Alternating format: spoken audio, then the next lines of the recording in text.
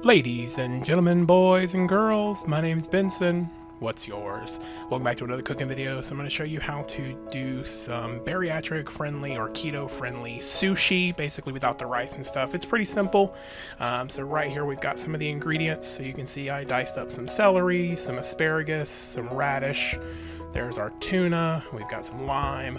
I'm gonna use coleslaw instead of rice in this one. You don't even have to use that, you can just use vegetables. Then you need some nori, which is the seaweed. You need one of these good bamboo seaweed or sushi wraps covered in plastic, a wet rag, and a good sharp knife. So the first thing we're going to show you here is we're going to grab our nori or our seaweed and see how it's got a glossy side and then a rough side. We want the rough side up and the glossy side down. The glossy side's our presentation side. And we're going to lay it on the plastic wrap, which is on the little wrap.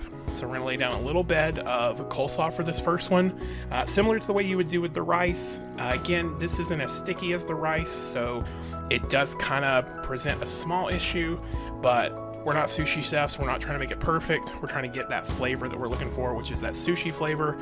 And you can do it this way without having to use the rice.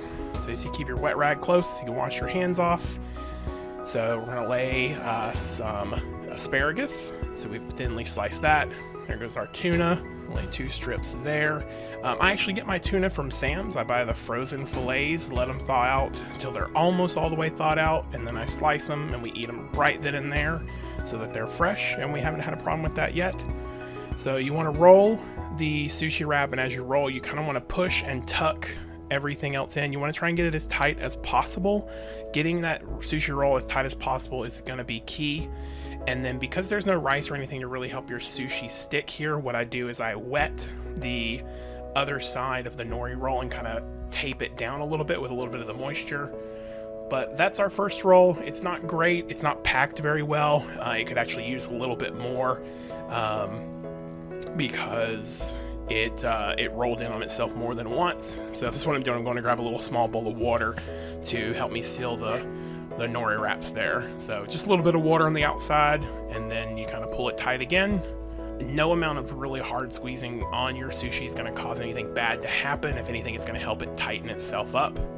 And you can see there the end of this one isn't very full, and that's just because I wasn't sure how much I should pack into them, but if you'll notice in the next couple ones, I put a little bit more stuff inside the sushi rolls. So then you're going to cut your sushi here. Don't make the mistake of pushing down on the knife too hard. Also make sure your knife is super sharp. I forgot to sharpen this blade before we started. But there you go. There's my homemade sushi roll without the rice. So it's like a keto friendly, bariatric friendly version. And I took a bite without showing you, but it was pretty good. This is like a mango habanero coleslaw that I use. So it had a little bit of heat to it. It's pretty good. So I'm going to show you a couple more times how to do it, and then let you take it from there. So I'm going to get our nori out. And a rough side up. A few of these I don't even use the coleslaw, I just do vegetables. So if you don't want to use coleslaw, you can just do veggies on nori.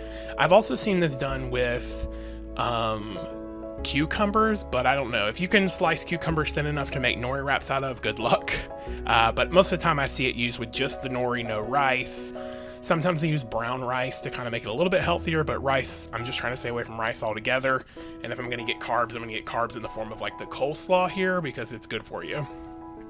It's got a lot more dietary fiber in it versus regular plain carbs.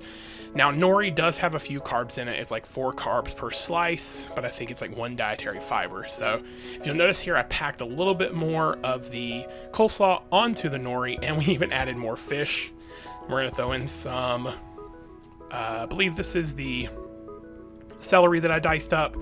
There's the asparagus. This is my wife's. I'm not a big fan of raw celery. And then there's some radish to go on it. Pretty good matchstick job on those radishes I did. But again, so it's going to be the same thing. We're going to roll tight, and as we roll, we're going to try and hold everything else in. See how this roll went a lot farther than the last roll, so it means I put a little bit more in there. Now, you don't want to overstuff these. Keep in mind, if you overstuff these, it's going to be just as disastrous as if you understuff them. Actually, be more disastrous if you overstuff them versus understuff them, because then it's shooting out everywhere, and you can't cut it without it blowing up. So, understuffed or just right is what you're looking for. So if you can see here, we even have a little bit of hangout on the side there, which isn't bad. So again, if you'll notice, like I get it closed and I really squeeze it to kind of help hold that nori in place. So, and then we're gonna unroll our saran wrap here, and then we'll get the water, run it around. I did it on the wrap itself there. So run along the edges, and then we're gonna pull it tight again, tucking that coleslaw out of the way. And then just, you want to squeeze it tight to make sure it kind of clamps together on itself.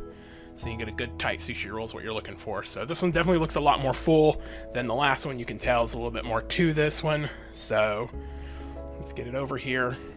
And again, I'm not a sushi chef in any way. I don't have a clue what I'm doing.